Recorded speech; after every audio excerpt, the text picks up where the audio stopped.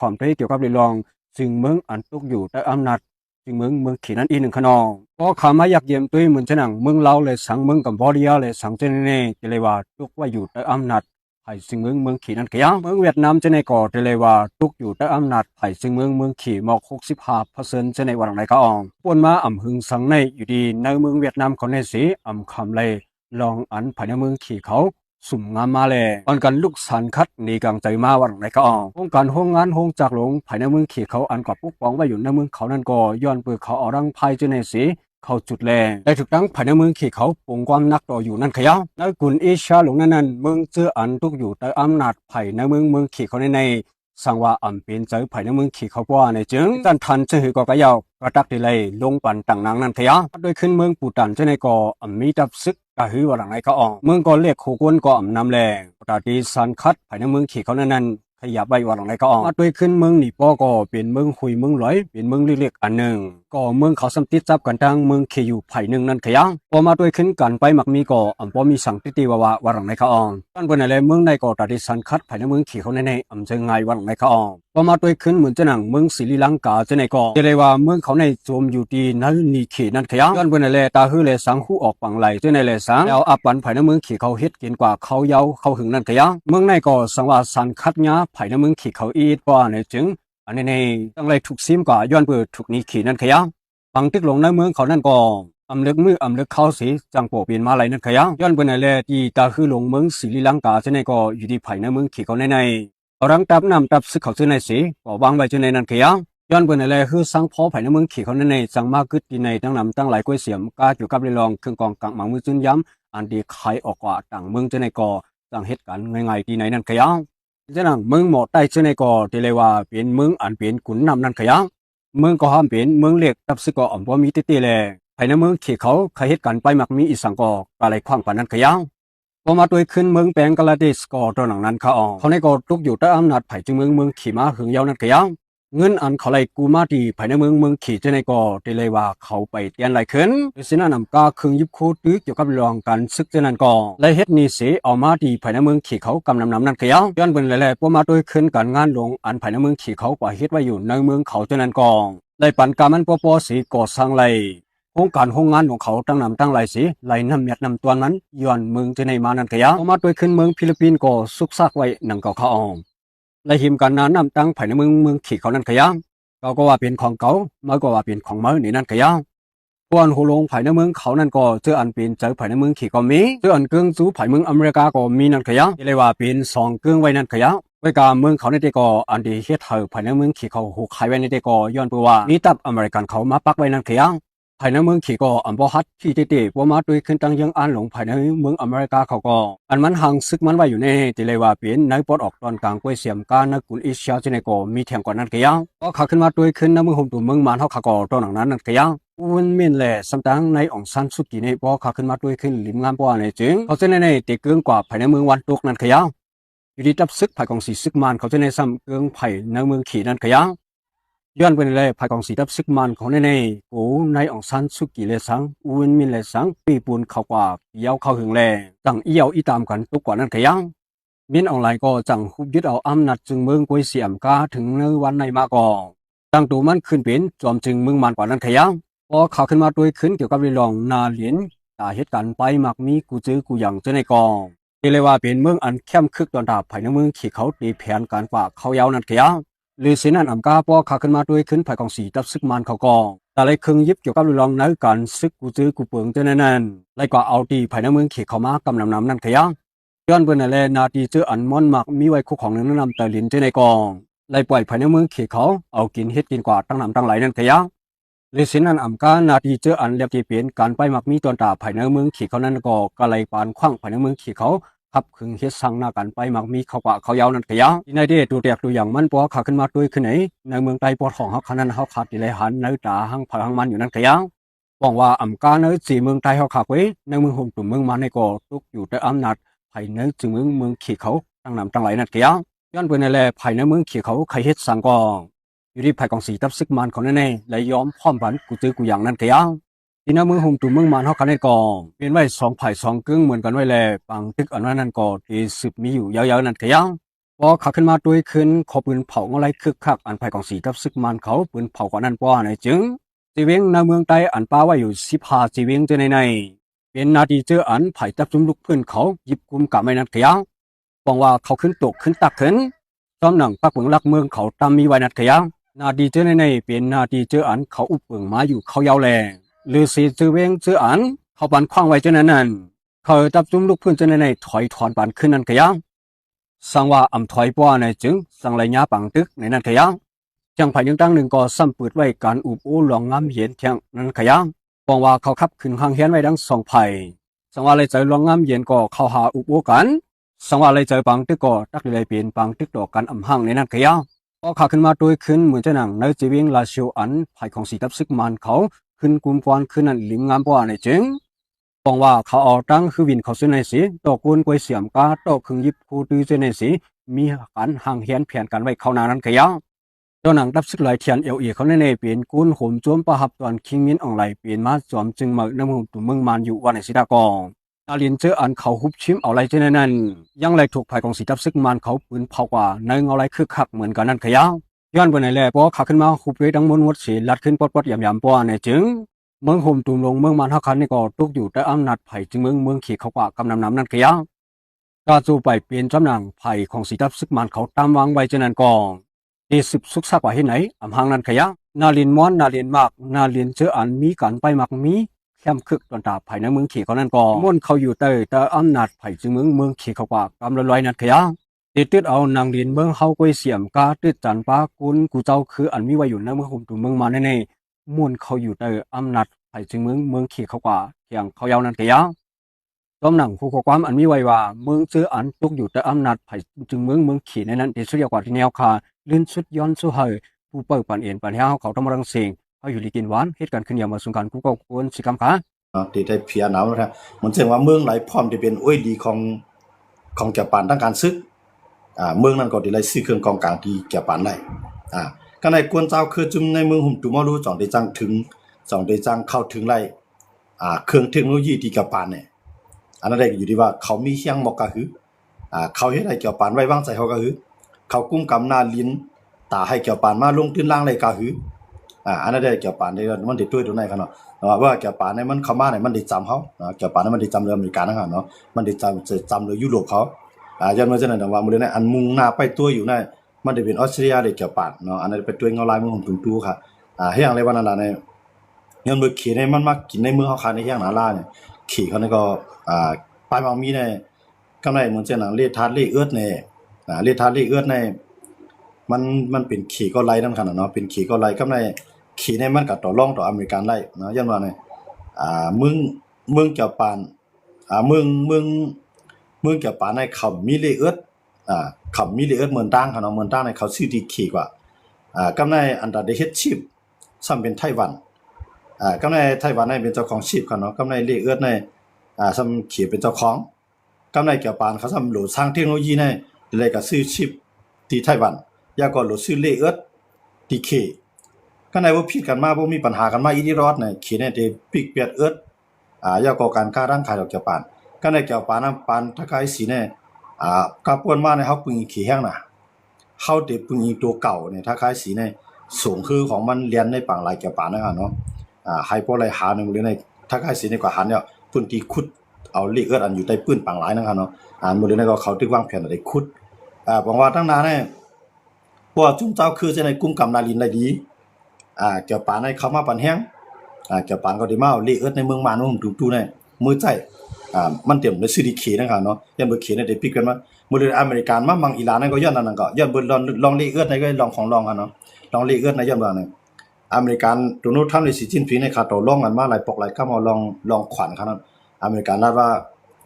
ที่ขึ้นควันขี่ 50% ของการค้าขายของขี่นั้นกำไรขี่ก็ขึ้น70พวกขี่ขึ้น70อเมริกันขึ้น80เฮ็ดให้ก็มาขึ้นอุปมันกว่าหลายขึ้นรถกำไรอันเป็นขี่ในซ้ำปิกอีสังหลังในปิกเลเอิร์ด8เนาะเพราะขี่ในปิกเลเอิร์ดใน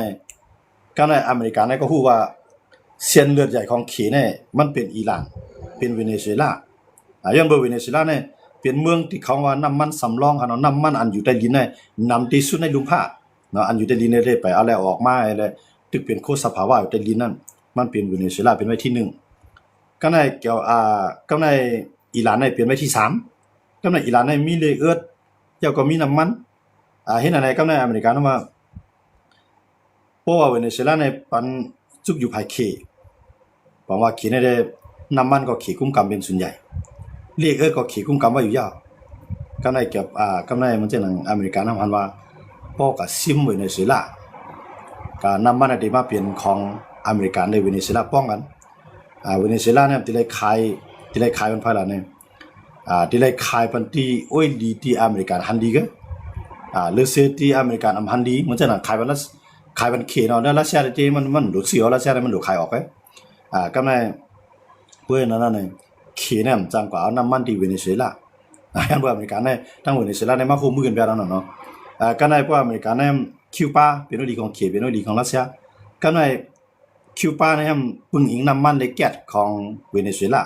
เอามาเลยเนี่ยคิวบาเนี่ยน้ำมันเนี่ยมีใจอ่ะน้ำมันเนี่ยมีใจรถการเนี่ยแต่ที่เลยใจน้ำมันเนี่ยไปขายาไม่เป็นชั่วโมง2 ชั่วโมงไปแถวกันเขาซื้อน้ำมันกายใหญ่คันลงข้างในคิวบาเนี่ยมีน้ำมันเพียงพอต่อได้ใจให้นั่นเลยก็คิวบาเนี่ยก็ขึ้นอ้วนๆลดหย่อนหาลองตั้งได้อุอเมริกันแท้บอกว่าพวกอเมริกันว่าคิวบาเนี่ยมันเปลี่ยนตั้งการซื้อนะครับเนาะก็กับเวเนซุเอลาเนี่ยเป็นตั้งการไปบางมีกับในเวเนซุเอลาเนี่ยมันมีน้ำมันนะครับเนาะก็ในพวกเขตเนี่ยมันมีน้ำมันเขตเนี่ยมันจะว่ามีน้ำมันก็กับว่ามันขุดออกน้ำมันสำรองเนี่ยเขาว่ามันน้ำมันสำรองเลยอันอยู่ในปังหลายตัวเก่านะครับเนาะอยู่ในดินทองของเมืองเจ้าเก่านั่นเขตเนี่ยย่อมขุดตัวเนี่ยย่อมว่าเนี่ยอันเขาว่าหลุดน้ำมันสำรองนั่นจึงว่าสว่ามันกับซื้อดังเมืองได้เตี้ยๆจงใกล้ๆนะครับเนาะจงว่าเขตเนี่ยย่อมซื้อดังเมืองก็กับยาของในเมืองมื้อนั้นมหาอำนาจในเขาขี้เขียวในคู่ของสภาวะครับเนาะภายในกุ้มกำคู่ของสภาวะได้นำโดยไผอันนั้นมันเป็นการต่อรองการซื้ออันนึงมันจะนั่งเขียนในอเมริกันมันขึ้นใหญ่แห้งนะครับอเมริกันมันขึ้นใหญ่แห้งออกมันเนี่ยมีอยู่แล้วก็กะเมืองอเมริกันเฮาเนี่ยที่ก็ขุดเลขธาตุเลขเอิ้ดเหมือนเจ้าต่างๆเมืองในมันไล่นะเดี๋ยวมาขุดเลขเอิ้ดได้ซ้ำแล้วมันตุ้งตื้อดอกก้นเมืองของเขาก้นเมืองเขาได้สารคัดเป็นเมืองดิโมคราซีนะครับเนาะพวกก็เฮ็ดไล่ใจก้นเมืองเอาสารคัดคำในเขาซ้ำอเมริกันถามว่าเมืองต่างเนี่ยมันเป็นกลุ่มนี้อเมริกันนี่ก็มาจอยหาเลขเอิ้ดมาหัวมันทั้งเขค่ายกลุ่มนี้มาที่เขหาเนาะค่อยไว้หลังมาในเขได้ทางอเมริกันนี่มันแม่นกันเด้อพวกแม่นกันเนาะในก็ในปิงหยาแล้วมันก็ตกในมือเขอ่ะเนาะเขนี่หมอเอาเลขเอิ้ดเพราะฉะนั้นเนาะก็ในมีหมอเอากันน่ะมีเครื่องมือป้าจะเอามาเลยในเขเนี่ยจงเลยว่ามาปิกเป็ดเลขเอิ้ดอเมริกันเลขเกี่ยวปานแต่ว่ามาเลยในเกี่ยวปานให้อเมริกันนำเตอยู่ล่ะเนี่ยก็การได้ขึ้นสร้างแห่งซึกขึ้นมาขึ้นลูกล่ามเอาแทงกำนึงนั่นค่ะเนาะมันเช่นอังกฤษเฮ็ดมุกปอกกันเนาะอังกฤษมายึดในกุนิเซียในก็ยันดาซังเนี่ยเมื่อนั้นอังกฤษเนี่ยก็ใครเป็นมหาอำนาจหมายหนึ่งของกำพางครับสองรายสู่แห่งซึกเขาก็ยึดเอาเมืองเบิ่นมันจะหนังเยอรมันเขาเนี่ยฝรั่งเศสเขาเนี่ยออตโตมันเขาเนี่ยเนาะเมื่อนั้นอเมริกันเนี่ยไปมีเฮียงซังนะอเมริกันเนี่ยไปมีเฮียงซังก็ในเพราะว่าอเมริกันเนี่ยมันจะออกเป็นส่วนใหญ่นะครับเนาะเพราะอเมริกันเนี่ยขึ้นมามีเฮียงเนี่ยเป็นหมายหนึ่งของกำพางเนี่ยอเมริกันเนี่ยก็สร้างอุ้ยดีของมันขึ้นมาเหมือนจะหนังนาโต้ครับเนาะก็ในยุโรปมันจะหนังอังกฤษเอาจะได้ก็ไล่ขึ้นกับปึงอเมริกันเนาะออสเตรเลียเขาเยอรมันเขาฝรั่งเศสเขาขึ้นกับปึงอเมริกันไปหมดเนาะทั้งการซื้อขายเนาะทั้งเครื่องหนักเทคโนโลยีดังว่ากำไรมันจะหนังยุโรปเขาเนี่ยก็ซ้ำใครแข่งกับอเมริกันใครตั้งโคอำนาจขึ้นมาอย่างโคนึงกำไรอเมริกันก็เปลี่ยนทางโคนึงกำไรขี่เขารัสเซียเขาเปลี่ยนทางโคนึงเพราะว่าในลุมฟ้าเนี่ยจะเปลี่ยนกว่า3โคเนาะตั้งตะวันออกกลางนี่ก็จะเปลี่ยนอิสราเอลตั้งซาอุเขานั่นก็ได้เป็นอเมริกันเข้ามาจิ้มจ้องแต่ว่าเพราะเข้ามาด้วยที่ไหนการเมืองหมดเลยแน่มันเหมือนเส้นหนังมันเกี่ยวข้องกันหมดค่ะเนาะมันเส้นหนังเมื่อผมจู่ๆก็อยู่ในวงการตั้งหนึ่งซับอินเดียตั้งหนึ่งซับไทยตั้งหนึ่งซับเขก็ในไผก็คลายค่ะเนาะคู่ของเมืองเฮาค่ะก็ในมันเส้นหนังไทยเนี่ยเพราะมันได้เกื้องจุดตะวันตกที่เขก็ได้มีปัญหาไผมันปัญหาไผเจ้าคือได้มีปัญหาต่อไทยเรามาเลยในไทยเนี่ยหนังคือเตรียมแล้วมีปัญหาออกมาในไทยในส่งพ้องต่างเมืองไทยในมืออุบมีตรงแหล่งค่ะเนาะกำไรเพราะว่าไทยมือปุ๊บเนี่ยเขนี่ก็ส่งวังยี่เข้ามากำเดียวนะส่งวังยี่นี่เข้ามาทุซึกมันแทงก็แต่เฮียงเลยมาในมันยังอันจริงล่ะนะเฮียงเลยตั้งไทยเนี่ยก็ซับอุบย้อนเบอร์ซาเนี่ยมาในมันวางแผนว่า ในมันเป็นประธานาธิบดีในที่มันหลายตั้งยอมรับหลายๆเมืองอาเซียนในพื้นเผ่าห้องรับลองเลือกตั้งค่ะเนาะกำในขี่ในห้องรับรัสเซียห้องรับเบลารุสก็ยอมรับกำในอิหร่านยอมรับไทยเป็นเมืองอ่อนตั้งสุดในอาเซียนเอาค่ะ10เมืองในไทยเป็นเมืองอ่อนตั้งสุดที่ยอมรับศึกมันยอมบ่สังเลยไทยจังนั้นล่ะเนี่ยไทยในตัวเองเอาหลายเจ้าคือในมันเดี๋ยวปีศึกมันไหลเนาะไทยด้วยว่าเจ้าคือเนี่ยเดี๋ยวปีศึกมันไหลอ่ะย้อนบ่จังนั้นได้ดอกว่ากำคีรีกับกำตัวเนาะว่าสิเมืองไทยอำปันแห่งศึกมันนั่นเนี่ยเฮ็ดให้เมืองไทยได้ศึกมันนั้นลดยอมลองการค้าขายดอกกันนำไว้ก็ในมันจังนั้นคู่ครองได้ตอกทั้งเมืองไทยเมืองขายดอกเมืองมันนั้นมันก็ปิกไว้หลายมิ้วค่ะเนาะกำในไทยก็สมัยใจอย่างๆนี่ไม่ใจของพลังงานเนาะเกี่ยวกับแก๊สน้ำมันไทยไม่ใจดูในจังว่ามื้อในไทยในเมื่อเอาใจซึกมันเนาะบอกว่าจอมพ้องหลวงอนุทินและโดดเด่นของมันเหมือนเช่นนั้นพ้องตานอกเมืองนั้นเขามือกว่าในมันเป็นตอนตาสังหลาในมันเป็นตอนตาสังว่าตั้งตาวันออกการในมันเกิดปัญหาใหญ่แฮงหน่อยย่อน้ำมันจะในกาขันมันปรุงขึ้นแฮงหน่อยย่อเนี่ยให้ไทยในมีน้ำมันเพียงพอใจมีแก๊สเพียงพอได้ใจจังว่าเขามืออุบซึกมันกำซื่อก็ในเตียนไทยมืออุบซึกมันแน่มันจะเฮาคว่านั่นเนาะการกล้าจ้อมยันดินแน่ลองอันซึกไทยหลวงปองจึงไทยตีคายครึ่งกองกลางบรรจุมีกองกลางจ้อมยันดินแน่อันในก็มานก็ได้บีบไทยดีในกำในไทยก็ได้ย้อนลองตัดได้หุ้มมือกันมันจะหนังไทยในมีไฟฟ้าออกขายนะครับเนาะมีไฟฟ้าออกขายบันมันเนาะขายบันหุ้มตุ้มตัวนะครับเนาะขายบันจ้อมตาคิเรียกในขายบันว่ามีวัดดีเนี่ยก็ในไทยในมันจังขายกับจุกัมพูชาย้อนไปเขาตัดไฟเวทกันเนาะก็ในตีมันมันก็ตัดเวทกันนึงแล้วก็เอาลาวเอาทางลาวมาใช้นั่นคือได้ขึ้นปิดการค้าขายจุกันไล่ขึ้นเลยจังว่าไทยในมือเขาหาซึกมันแม่นพ้องค้ายามันที่ซึกมันมีของดังนั้นมีที่ปึงเนาะมีที่ปึงจะไม่ตั้งตาวันตกก็ยอมรับอาเซียนก็ยอมรับก็ในประเทศไทยเขามือเนี่ยยอมรับประเทศไทยยอมรับเนี่ยอย่างอีกนึงก็หลายๆเมืองก็ได้เข้ามาจังว่าไทยนี่ก็คลายคู่ของสภาวะเมืองหุ่มตุ้ๆกำไรขี่ก็วังยี่เนี่ยก็ได้ครึ่งหลายๆเนี่ยก็เลยปล่อยตัวเตียนเข้ามาเนี่ยขี่เนี่ยปล่อยวังยี่เข้ามาพบทบซึ่งมันเกี่ยวกับลองการค้าขายทั้งหน้าที่ต่างๆที่ห้ามหน้าตาวันตกอันนี้ก็ขี่ก็ได้มีส่วนที่ในทางเนาะแต่ว่าในไทยได้เพื่อเกื้อกับจู่อเมริกันแห่งหน้าก็ยากขี่ในมีตัวดิแต่ว่าไทยเนี่ยก็ขึ้นหย่อนลองกึ่งสู่ตาวันตกนั้นเขาหาขี่นำอิหร่านในข้าวยามโมเดลกันเนาะไทยในเขาหาขี่ตั้งหนึ่งก็เฮ็ดก่อนอเมริกันอยู่นั่นก็ว่าไล่ไทยเฮ็ดได้มันรู้จังว่าอาคารยี่พองนั่นค่ะเนาะภายเลยมาภายเลยติ๊กมาติ๊กก็ใครมีติปึ้งไทยในพวกที่มันอยู่จำเขตจำที่กับปึ้งอเมริกันนั่งเสียงก่อมเป็นไรนั่นค่ะเนาะเกี่ยวกับตรงว่าไทยนี่ก็เรียนหาเขตก็ในเรียนหามันแต่ว่าเพราะคำว่าด้วยในการเมืองอันมันเกี่ยวข้องกันหลายๆเมืองเนี่ยมันเกี่ยวข้องป้าสู่เจ้าเฮาค้าทั้งเสียงจังได๋สองเมืองเฮาค้าในเฮามุมมองสังเฮามุมมองว่ามื้อใดเจ้าคือกูคือที่พร้อมกันมื้อใดผู้นำเมืองเฮาในตีคุมพร้อมกันสิเลยสั่นเอาต่างเมืองในมาค้าน้ำหนักดอกขี้ไล่ยาก็กวนปังอันน่ะซึกมันได้เนี่ยคนเมืองเขามีตังมุมมองในกันพวกเฮาเกี่ขายตัวในไรเนี่ยเมืองเฮาค้าในมันได้กินดีๆก็นะมันสิหนังบ่ได้ในขี่ในปล่อยตัวเตี้ยนเขาเข้ามานำแห้งน่ะเมืองเฮาค้าเนี่ยเนาะปล่อยตัวเตี้ยนเขาเข้ามานำแห้งน่ะมันสิหนังเก่าๆจังได๋วันดังนานเนี่ยจะเป็นเพี้ยนใหญ่ลงตอนน่ะคนเมืองหุ่มตุ้ๆขาดปลาดังในเมืองใต้ว่านั่นเนาะเก่าๆนั้นมันได้เข้ามาเรียกเข้ามาเนี่ยมันเป็นมันมาโดยตัวเตี้ยนขี่มันมาโดยตัวเตี้ยนขี่เพราะว่ามันทางไหลเลี้ยวในบ่ได้ในเก่าๆในเก็บซื้อในเก็บแห้งน่ะเขารู้มันสิหนังลาซิลจังได๋เขาเวียดดีเป็ดเลี้ยงเขารู้เนาะไรก็70ก่อในฮะในข้าวยำป่วนหลายวันกันเนี่ยเก็บซื้อแข้งน่ะเก่าๆตาได้เปลี่ยนตับซื้อกันแก่นแข็งเป้าหมายของเก่าๆนั้นเยื่องอ่านให้แก่นแข็งเพียงว่านะเก่าๆในเยื่องอ่านตันตาให้พวกคือทั้งอยู่ด้วยเออันนั้นเป็นเพียงการที่ขี่วางมาแล้วค่ะเนาะนั่นได้อยู่ที่ว่าเจ้าคืนในเมืองใต้เฮาเหมือนเช่นหนังว่าในใต้ที่จำใจในก็คือกำไรเก่าๆในใต้ที่อุปนในก็คือพวกอุปนในก็เฮาได้ผิดกันย้อนปืนมันวันตั้งหน้าอันนี้ก็จังเกิดขึ้นเขาเนาะจังว่าเนี่ยอันที่เอาใจซึกมานั่นผมสิว่าเขาฮักซึกมันในเขาใจซึกมันเพื่อกับมันเป็นตอนตัดอยู่รอดผู้ต่อสู้ซึกมาแน่ไล่ฮับซึกสองฝ่ายเพื่อกับผู้ลดหย่อนลองต่อสู้ซึกมันไล่ฮับซึกฝ่ายเลี้ยวมาประกอบไล่ฮับมันเสียงเจ้าคือดอกตัวเจ้าคือเนี่ยมันสุดตึกกันสังวัตตึกกันมาก็เต็มบ่ฮาวแฮงมันเป้งซึกมันจังได๋ว่ากูภายในลดหย่อนลองปังตึกต่อซึกมันเพื่อกับขวากหน้าดินเจ้าเก่ากูเจ้าคือในเมืองตุ้งๆค่ะใน เป็นจังได๋เป็นหมดเอาค่ะเนาะดังว่าตาได้แก้ไขปัญหาเมืองเฮาค่ะนั่นน่ะ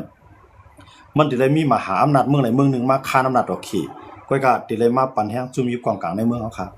กำาจุ่มอยู่กองกลางในเมืองเฮาค่ะมันสิเป็นจุ่มเลยล่ะที่สิได้ตั้งช่วยเทียมตะวันตกมันมีอยู่จุ่มมันมีปนหลายจุ่มให้ค่ะเนาะสังจะว่าเจ้าคือพร้อมกันเจ้าคือก็ได้เลยกึ่งหนึงตั้งช่วยเทียมต่างเมืองพอเจ้าคือพร้อมกันเหมือนจะนั่งแก่ปานเขาใครเข้ามาเนี่ยออสเตรเลียเขาใครเข้ามาเนี่ยเขาก็ได้ปั่นแฮงไผ PDF เขาในก็จังพิมพ์กว่าไรเนาะมันมื้อเดียวเนี่ยอันที่มีเฮียงตัวรองดอกซึกมันสูงๆเนี่ยมันสิเป็น PDF เขาเพราะว่าเขาในเขามีลุงปองจึงไว้อยู่แล้วเขาเนาะมันจะน่ะแอนอยู่จีนนั่นหั่นเนาะคันนั้นมันจะเจ้าคือจะได้เอาเตเอาว่าก็ไรวันดีขึ้นกับอุมานไปแท้วันดีขึ้นดีก็พวกพรดีมันเพราะว่าสุนไล่มันกว่าอะไรตั้งหน้าเนี่ยก็ขึ้นถอยหลังเนี่ยขึ้นมันเนี่ยมันได้เฮ็ดจังได๋เจ้าคือเนี่ยมันได้มีนโยบายตายตัวนะมันมี policy ตายตัวแต่ว่าหลายๆเมืองที่เขาด้วยนั้นเขาติดด้วยว่าจุ่มไหลเอ็นแห้งใหญ่ที่สุดยาวก็จุ่มไหลมีรองพร้อมโฮมที่สุดนอกเมืองนั้นเขาติดด้วยจังได๋เพราะว่าเขาเอกภาพนะครับเนาะเพราะว่าเป็นน้ำหนึ่งสิ่งเดียวกันแน่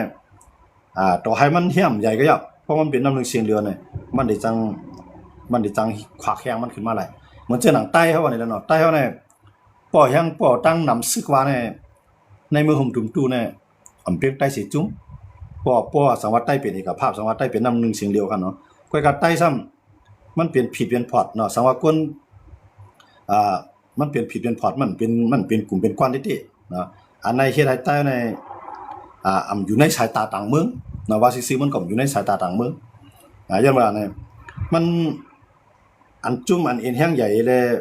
แลบเขียงต้าดอกเปิ้นไรติๆเนี่ยมาด้วยจุ่มมันมีไผนั่นค่ะเนาะมาด้วยในใต้ว่าเนาะมันจะน่ะสิเนี่ยก็อำปีตูติๆว่าต่างเพื่อบนปล่อยต่างเตียนตูเตียนต่างจุ่มมาเข้ามามังเนี่ยมันก็บ่ขับมือใดบ่กันนั้นมีติต่างว่าติปีมันบ่ขับมือติใจขย่ำในบ่กันนั้นนะมีต่างติปีย้อนมาจังว่าพวกใต้เฮาขึ้นมาเป็นจุ่มเดียวในจุ่มอยู่กองกลางในเจ้าคือเมืองห่มตุ่มตู้ค่ะปาก30ว่าเจ้าคือในเจ้าคือใต้ที่เฮ็ดศึกนำหรือเปิ้นนะมื้อในใต้เฮาก็เฮ็ดศึกมันก็นำหน่อยก็เฮ็ดศึกว่าก็นำหน่อยกว่าเฮ็ดศึกเก้าก้างก็นำมากว่าเฮ็ดศึกที่ไหนก็ได้มีอยู่พ้องเนาะกำนั้นมาตั้งจุ่มอันเล็กๆลอกๆกับป้อง PDF ว่ากับป้องย่างแดงว่ากับป้องปาอู้มันมีนำหน้าค่ะเนาะแต่ว่าใต้ค่ะเนี่ยมันเป็นเอกภาพจังว่าในสายตาเพิ่นน่ะมันเป็นน้ำนึกสิ่งเดียวในสายตาเพิ่นน่ะเปิ้นด้วยหันใต้เฮามีกล้องมีเขียนบ่กะหือแต่ว่าอันในตาเฮาได้ตั้งตัวแถวต่างเมืองในใต้ในตึกอีเนาะย้อนรูปเพิ่นด้วยเฮาเป็นน้ำนึกสิ่งเดียวพอเฮาเป็นน้ำนึกสิ่งเดียวมามื้อไหร่เนี่ยใต้เฮาในนาทีซึกเฮาก็ได้กว้างกำไรเห็นแฮงกวนเฮาก็นำหรือเพิ่นเนาะเพราะว่าใต้เฮาเป็นน้ำนึกสิ่งเดียวเนี่ยเฮาก็เต็มบ่เลยปลายเพิ่นก็เต็มบ่ปีกินเฮาเพราะเฮาแฮงใหญ่เฮาได้จังได้ลองพร้อมร่วมเหมือนเจ้าหนังว่าเลยใต้เนี่ยโฮมกันโฮมบรรณาการซึกเลยก็โฮมบรรณาการค้าขายเนี่ยจังเป็นอะไรพวกใต้แฮงใหญ่พวกใต้แฮงใหญ่เนี่ยมันเต็มเป็นมาหลายเนาะลองยืนยันมันมีนึงค่ะเนาะก็ในเหมือนเจ้าหนังเก้าก้างบ่ได้ลุกลามมาได้ดีก็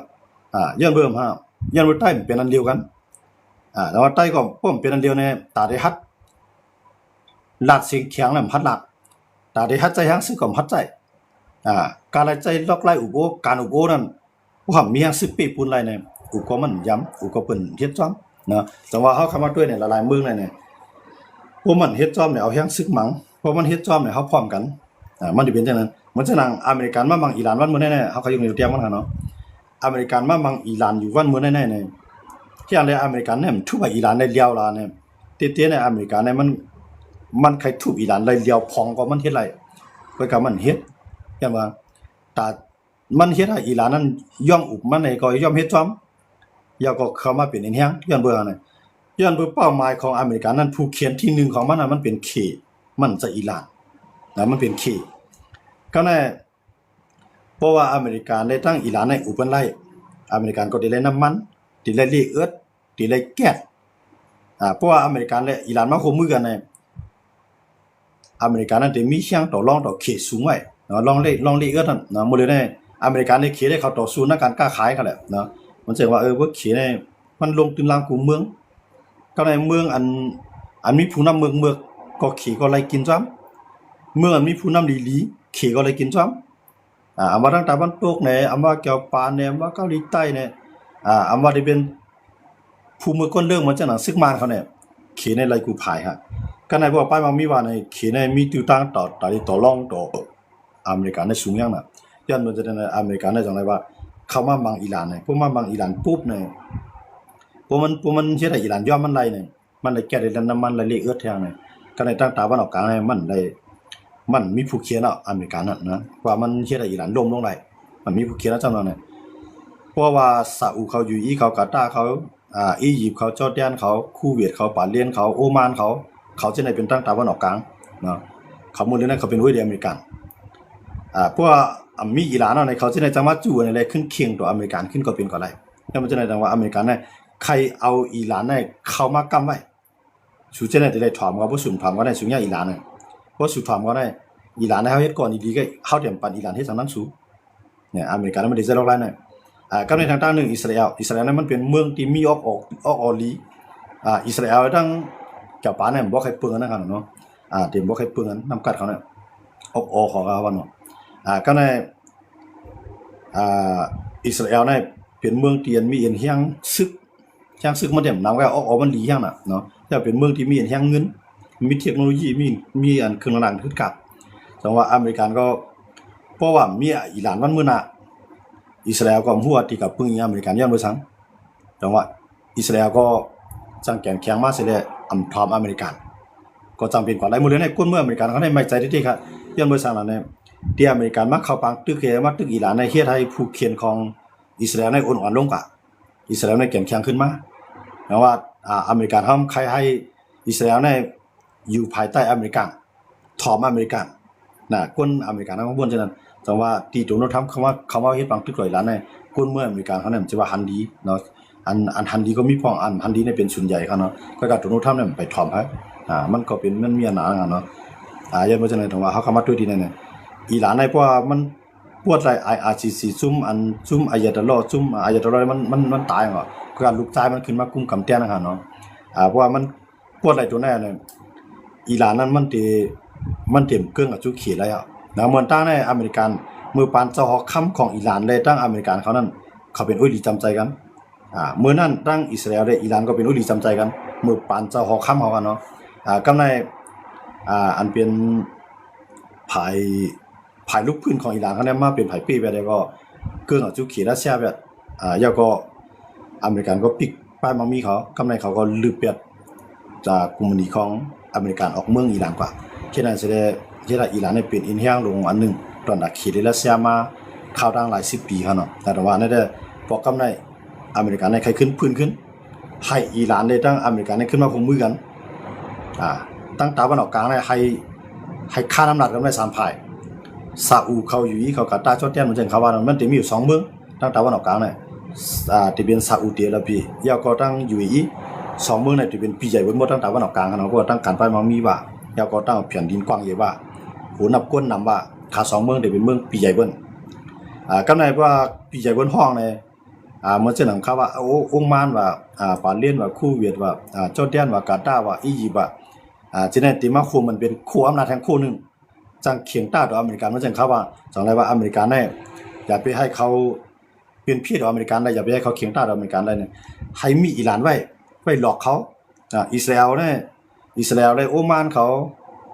ว่างเขาเนี่ยอิสราเอลได้ซาอุเขาอยู่อีเขาเนี่ยเขาจะได้ก่อนป้อมยันกันที่เนาะเปลี่ยนโดยเขาศาสนาเหมือนกันนะเหมือนฉะนั้นเขาจะนำเป็นศาสนามุสลิมศาสนาอิสลามก้อยกามันเป็นเกลืองซุนนีเนาะกำในอิหร่านจะเป็นเกลืองชีอะนะมันเป็นศาสนา2อันเหมือนกันก็ในอิสราเอลซ้ำเป็นทั้งเมียงแต่ว่าเขาจะได้ก็บ่ใครแม่นอิสราเอลที่ก้อยกาเขาได้มาบังอิสราเอลก็พัดมั้งก้อยกาเขาซ้ำพวกมันในเคียงต้าแต่ว่ากำในอเมริกันก็นั่นคือเขาจะได้เตรียมมีเฮียงป่นจุ่มอยู่อีเขาจะได้เตรียมมีเฮียงป่นก็ปล่อยอิสราเอลได้มีเครื่องหนักอันขึ้นกันขึ้นสั่นขึ้นกราบมันนำโดยเขาเช่นนั้นนะครับเนาะมันจะF-35เนี่ยผมใจอิสราเอลเนี่ยอเมริกันขายมันครับเนาะก็กับอิสราเอลในรายยันไปทางนี้พวกเขาเช่นกับจู่กันในเขาเช่นนั้นมันเปลี่ยนหินแห้งใหญ่พวกมาทุบเป็นอิสราเอลอ่อนๆเอาเนี่ยมันตั้งตาวันออกกลางเต็มจังค่าน้ำหนักเขาไล่เพราะว่าอเมริกันได้จังว่าปันแห้งอิสราเอลในแก่นแข็งเพราะก็ในอิสราเอลในพวกแก่นแข็งแห้งหนาล่าของไล่แต่ว่ามันหลุมมีอิหร่านเนี่ยของอเมริกันในว่างเพียนไว้จังไงครับก็ในพวกตั้งตาวันออกกลางเนี่ยอย่าให้เขาเปลี่ยนอันเดียวกันเพื่อเขาเป็นอันเดียวเนี่ยมันจะเป็นพี่ดอเมริกันในที่จังไงก็ในตั้ง เอเชียเนี่ยมันจะนั่งญี่ปุ่นเกาหลีใต้เคเนาะรัสเซียเนี่ยก็ติดเอเชียเนาะทางตั้งหนึงเนี่ยติดยุโรปนั่นกันเนาะรัสเซียเนี่ยทางตั้งหนึงก็จำอเมริกันเนาะแต่ว่ารัสเซียเนี่ยมันเป็นเมืองกว้างใหญ่ก็ก็รัสเซียเนี่ยมันมีตัวกำคอนไว้มันมียุโรปแต่ที่ว่าเป็นตัวแทนอเมริกันนะมันต่างกันเนาะมียุโรปมื้อนี้ยุโรปเนี่ยก็ปัญหายูเครนมังรัสเซียรัสเซียมามังมาเนาะก็ในอเมริกันเนี่ยปัญหาเอาหมดเลยอเมริกันเนี่ยคือเราลองปัญหายูเครนนั่นจังมาย้อนไปอย่าให้รัสเซียนั้นอ่อนๆป่วนหนาละพอรัสเซียอ่อนๆป่วนหนาละเนี่ยยุโรปเขาเนี่ยเขาจวนนะหมดเลยนะย้อนไปฝรั่งเศสเยอรมันอังกฤษ3ข้อเนี่ยที่ลาดว่าเฮาได้เป็นผู้นำในยุโรปอยากก็เฮ็ดให้ยุโรปเนี่ยเป็นโคอำนาจแห่งโคนึงอันนี้แห่งแข็งแกร่งฝรั่งเศสเนี่ยที่อ่อนโหเพิ่นตามลงมาก็อังกฤษเยอรมัน3ข้อก็ได้บ่รัสเซียอ่อนๆบ่ได้ถึงยุโรปเขาในคำสร้างกินอเมริกันเนาะ ย้อนบ่ใช่ไหนว่าอเมริกันเนี่ยปล่อยให้รัสเซียมังยูเครนหมดเดียวเนี่ยนะผมจะว่ามันก็ปล่อยให้มังก็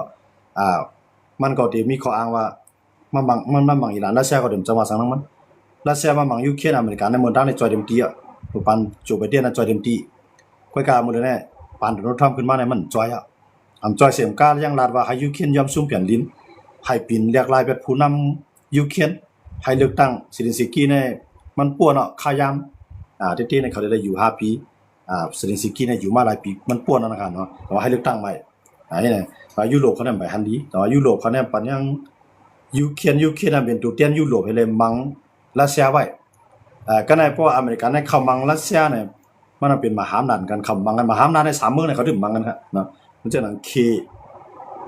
อเมริกันรัสเซียเขา3เมืองเนี่ยเขาได้มังกำซื่อเขาได้ปล่อยตัวเตียนเข้ามังสังว่าไต้หวันขี่ก็ยึดไต้หวันอเมริกันก็ได้เอาเกี่ยวปานเอาเกาหลีใต้กับจ้อยไต้หวันอเมริกันก็ได้อยู่ทั้งหลายจ้อยกองกลางกันมันแต่บ่ยังซึ่งเขาตึกขี่กำซื่อ